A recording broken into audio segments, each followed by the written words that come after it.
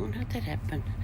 Good morning, Helen Brahms here, coming to you live from Katy, Texas. Sorry about the wicked hairdo. I don't wash my hair on travel days. But we are just about where the engine's running. We're about ready to hit the road. But before we hit the road, we have to bring the sides in. So I thought I'd just do a final, bring the feet up and then do a final walk around. So I thought I'd just give you a quick thing of what that's like. So Zeffie's down there on the bed. She's about to get a shock.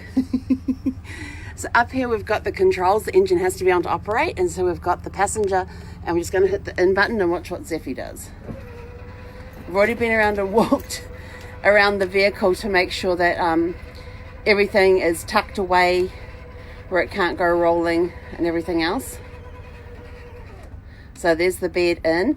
Now next bit is to bring this whole slide here where the dining table and the couch is in, and Zeffie is totally unsure about this entire process.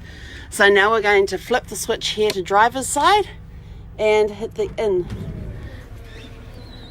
And it groans and groans.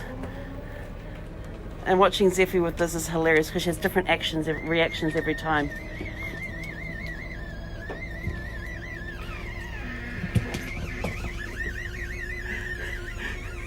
And we're almost in.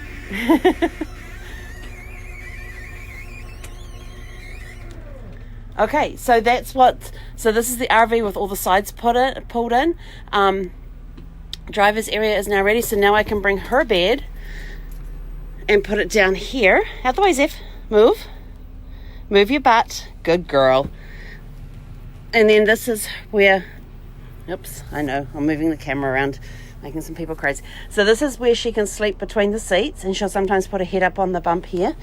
This is her hook and harness when I tell her it's time to buckle up. So now what we're going to do is pull the drapes up. But before we pull the drapes in and hook them in place, we come over here. And these are my instructions for the day where my stops are. We hit the on button on this, hit these two buttons, and now the red flashing light shows me that the jacks are currently pulling up underneath. And then the last thing we do before we actually hit the road is, and then we hit this button. And this is the only thing I don't like. The engine has to be on for this blind to go up or engaged. And you see Zeffie's here. Like, up you go, Zeff. Come on, up you go. Nope, not interested. Oh, there she goes. She loves looking out the window. This is where my phone sits during the ride, so I can hear it. And if you heard that noise, you see what 2 green lights means that 2 of my jacks are up. The 2 back ones are still coming up. And then I need 2 hands to do this. So I'm going to sign off now because I need 2 hands in order to bring this around and tuck all of this up, because this then holds everything in place back here. Oops, I've now got all 4 jacks showing as being up. So now I've got to do the walk around outside to make sure they're up. But before I go walk around, I'm going to be pinning the drapes here, and on the passenger side I'll pull that open and do that. Then I'll go for a walk around, make sure the jacks are up, make sure the slides are in, there's nothing sticking out that shouldn't be sticking out, and then I'll come inside and I'll tell Zeffie to buckle up, and she'll come and plant her butt. She does different things, but mostly she comes and plants her butt down here, and then I just attach the harness and she'll hop up in the seat there. Her harness means that she can hop up in the seat or lay down here between the chairs. She cannot get up on the dashboard, which she forgets about from time to time. And so far she's done it twice, where she has taken a flying leap at the dashboard and come to a screeching halt. So that's it from me. We will be on the road in the next 5 minutes. I just got to go, like I said, pin the curtains back, check the outside, make sure I've turned the gas off, make sure all the jacks are up, that the slides are in properly, nothing's sticking out, that all my doors are locked that should be locked, and the lockers underneath, and none of them are open but locked but open, which has happened a couple of times. You got to bang them as you go past. And then once we do that, we'll buckle Zeffie in. I'll get buckled in.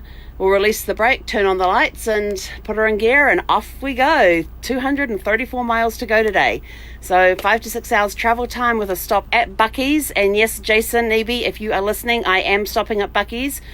It's not just a must. It is actually, I'll show you here. It is actually highlighted on my list. Exit 791.